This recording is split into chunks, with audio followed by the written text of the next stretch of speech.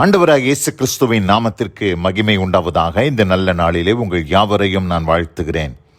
இந்த நாளின் தியானத்திற்கு என்று தெரிந்து கொள்ளப்பட்ட வேத பகுதி வெளிப்படுத்தின விசேஷம் 4ஆம் அதிகாரம் 1ஆம் வசனம். Revelation chapter 4 verse 1. இவைகளுக்கு பின்பு இதோ பரலோகத்தில் திறக்கப்பட்டிருந்த ஒரு வாசலை கண்டேன். முன்னே எக்கால சத்தம் போல என்னுடனே பேச நான் கேட்டிருந்த சத்தமானது, இங்கே ஏறி வா, இவைகளுக்கு பின்பு சம்பவிக்க வேண்டியவைகளை உனக்கு காண்பிப்பேன் என்று விளம்பினது. ஆமென். பிரியமானவர்களே, நான் வாசிக்க கேட்டதான இந்த வார்த்தைகளில் இங்கே அப்போஸ்தலனாகிய யோவான் பத்மோ என்னும் தீவிலே அடைக்கப்பட்டவராக அங்கே காணப்படுகிறார். அடைக்கப்பட்டவராக பத்மோ தீவிலே அவரை கொண்டு போய் போட்டுட்டாங்க. அந்த இடத்துல தான் தேவன் அவரோடு பேச ஆரம்பித்தார். இந்த பத்மோ தீவு, பட்மோஸ், எப்படிப்பட்ட ஒரு தீவு அப்படின்னு சொன்னால், அந்த தீவினுடைய நீளம் 8 கிலோமீட்டர், சுமார் 8 கிலோமீட்டர் இருக்கும் என்று வேத ஆராய்ச்சியாளர்கள் கருதுகிறார்கள். அதனுடைய அகலம் 1.5 கிலோமீட்டர் அகலம். ஒரு குறுகிய ஒரு சின்ன ஒரு தீவு தான் அந்த தீவு. அந்த தீவில் பார்த்திங்கன்னா ஒரு செடி கொடி, பசும்புல், பச்சை எதுவுமே காணப்படாத அளவுக்கு எல்லாம் வெறும் பாறைகளால் நிறைந்த ஒரு தீவு. அதுவும் எப்படிப்பட்ட பாறைகள் என்று சொன்னால் செங்குத்தான பாறைகள். செங்குத்தான பாறைகள். அந்த இடத்துல இருக்கிற கல்லை உடைச்சி அந்த ரோம அரசாங்கம் அந்த கல்லை பாலிஷ் பண்ணி அவங்க கட்டடம் கட்டுறதுக்கு அங்கேருந்து கொண்டு போகிறது தான் அவங்களுடைய தொழிலாக இருந்துச்சு. இந்த சிறை கைதிகள் எல்லாம் அந்த வேலை தான் செஞ்சுட்டு இருந்தாங்க. கல் உடைக்கிற வேலை, கல்லை தூக்குற சுமக்கிற வேலை. இப்படி அந்த தீவில் பார்க்கும்போது ஒதுங்கிறதுக்கு கூட நிழல் கிடையாது. ஒரு சின்ன நிழல் கூட கிடையாது. அப்படிப்பட்ட ஒரு பகிரங்கமான ஒரு தீவு.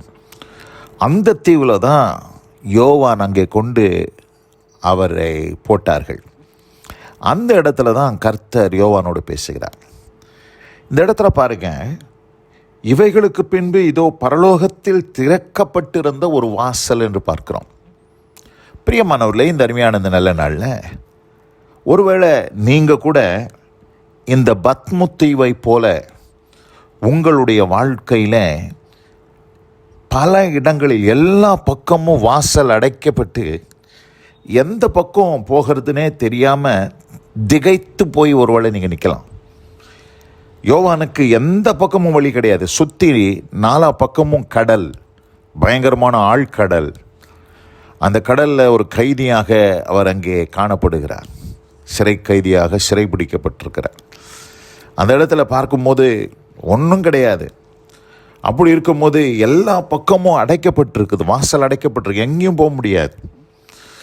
ஆனால் அப்படிப்பட்ட ஒரு சூழ்நிலையில் தான் பரலோகத்தின் வாசல் இங்கே திறந்து இருக்கிறத பார்க்கிறோம். பரலோகத்தில் திறக்கப்பட்டிருந்த ஒரு வாசலை கண்டேன்.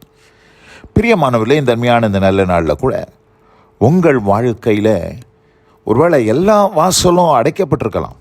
உங்களை சுற்றி உங்களுக்கு எந்த இடத்துல இருந்தும் உதவி வரக்கூடாத அளவுக்கு சுற்றிலும் வாசல்கள் அடைக்கப்பட்டு போயிருக்கலாம். கவலைப்படாதீங்க, உங்களுக்கு ஒரு வாசல் திறந்திருக்கிறது. எந்த வாசல் என்று சொன்னால், பரலோகத்தில் திறக்கப்பட்டிருந்த ஒரு வாசலை கண்டேன். இந்த அருமையான இந்த நல்ல நாளில் கூட சுற்றி உள்ள வாசலை பார்க்காதீங்க. அந்த வாசல்லாம் திறக்காது. நீங்கள் மேலே நோக்கி பாருங்கள், பரத்தை நோக்கி பாருங்கள், பரலோகத்தை நோக்கி பாருங்கள். இயேசுவானவர் ஜெபம் பண்ணும்போது கண்களை வானத்துக்கு நேராக ஏறெடுத்து ஜெபித்தார் என்று பார்க்கிறோம். கண்களை வானத்துக்கு நேராக ஏறெடுங்க. உங்களுக்காக ஒரு வாசல் திறக்கப்பட்டிருக்கிறதை நாம் பார்க்கிறோம். பிரியமானவர்களே, ஆண்டவர் சொல்லும்போது வெளிப்படுத்தின விசேஷம் 3ஆம் அதிகாரத்தில் பிலதெல்பியா சபைக்கு சொல்லும்போது என்ன சொல்லுகிறார்? 7ஆம் வசனத்திலிருந்து வாசிக்கிறேன். பிலதெல்பியா சபையின் தூதனுக்கு நீ எழுத வேண்டியது என்னவெனில், பரிசுத்தமுள்ளவரும் சத்தியமுள்ளவரும் தாவீதின் திறவுகோலை உடையவரும் ஒருவரும் பூட்டக்கூடாதபடிக்கு திறக்கிறவரும் ஒருவரும் திறக்கக்கூடாதபடிக்கு பூட்டுகிறவருமாய் இருக்கிறவர் சொல்லுகிறதாவது, ஆண்டவர் திறந்துட்டார்னா யாராலையும் பூட்ட முடியாது. ஆனால் ஆண்டவர் பூட்டிட்டார்னா யாராலையும் திறக்க முடியாது.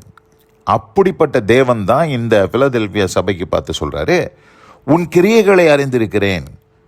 உனக்கு கொஞ்ச பலன் இருந்தும் நீ என் நாமத்தை மறுதலியாமல் என் வசனத்தை கை கொண்டபடினாலே இதோ திறந்த வாசலை உனக்கு முன்பாக வைத்திருக்கிறேன், அதை ஒருவரும் பூட்ட மாட்டான். ஆண்டவர் சொல்ற ஒரு திறந்த வாசல்.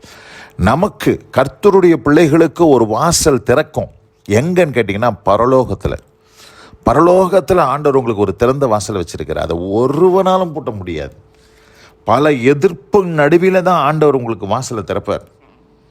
1 கொரிந்தியர் 16ஆம் அதிகாரத்தில் 9ஆம் வசனத்தை வாசிக்கிறேன். எங்கள் பவுல் சொல்லுகிறாரு, ஏனெனில் இங்கே பெரிதும் அனுகூலமான கதவு எனக்கு திறக்கப்பட்டிருக்கிறது, விரோதம் செய்கிறவர்களும் அநேகர் இருக்கிறார்கள். பாருங்க, விரோதம் செய்கிற ஒரு பெருங்கூட்டம், ஒரு பெரிய எதிர்ப்பு, பவுலுக்கு விரோதமாக ஒரு பெரிய எதிர்ப்பு இருக்குது. ஆனால் அந்த இடத்துல ஆண்டவர் எப்படிப்பட்ட ஒரு கதவை திறக்கிறார் தெரியுமா? பெரிதும் அனுகூலமுமான ஒரு கதவு திறக்கப்பட்டு இருக்கிறது. தன்மையான இந்த நல்ல நாளில் கூட இந்த வசனத்தை கேட்டுக்கொண்டிருக்கிற அன்பான சகோதரி சகோதரியே, உங்கள் வாழ்க்கையில் பெரிதும் அனுகூலமுமான, ஒருவரும் பூட்டக்கூடாதபடி திறக்கப்படுகிற ஒரு கதவை, வாசலை தேவன் திறந்து வைக்கிறார். அந்த வாசலிலே உள்ளும் புறம்புமாய் மேய்ச்சலை கண்டடையத்தக்கதாய் கர்த்தர் உங்கள் வாழ்க்கையில் ஒரு அதிசயத்தை செய்ய போகிறார். இந்த வார்த்தைகளை விசுவாசித்து நீங்கள் காத்திருங்கள். நிச்சயமாக அடைக்கப்பட்ட வாசல்களை நோக்கி பாராதிருங்கள். உங்களுக்காக ஒரு திறக்கப்பட்ட வாசல் உண்டு. அந்த வாசலில் இருந்து உங்களுக்கு அனுகூலம் உண்டாகும். இந்த அருமையான இந்த நல்ல நாளில் வசனம் கேட்டவங்க ஒவ்வொருவரையும் கர்த்தர் தாமே ஆசீர்வதித்து காப்பாராக. God bless you all. அமேன், அமேன். நாம் ஜெபிப்போம். எங்கள் அதிகமாய் நேசிக்கிற எங்கள் அன்பின் பரலோக பிதாவே, இவைகளுக்கு பின்பு இதோ பரலோகத்தில் திறக்கப்பட்டிருந்த ஒரு வாசலை கண்டேன் என்ற வார்த்தையின்படி ஆண்டவரே, யோவானுக்கு பத்மோ தீவிலே சுற்றிலும் அடைக்கப்பட்டிருந்த நிலையில் இருக்கும் பொழுது பரலோகத்தில் வாசல் திறக்கப்பட்டிருந்ததை நாங்கள் வாசிக்க கேட்டோம். உம்முடைய பிள்ளைகளுக்கும் கர்த்தர் நீர் அப்படியே செய்தருளி ஒருவரும் பூட்டக்கூடாதபடி இருக்கிற திறந்த வாசலை நீர் வைத்து உம்முடைய பிள்ளைகளை ஆசீர்வதிக்க முடியாது ஜெபிக்கிறேன். கிருபைக்கு தாழ்த்துகிறேன். இயேசு கிறிஸ்துவின் வல்ல நாமத்தில் பிதாவே. ஆமென், ஆமென்.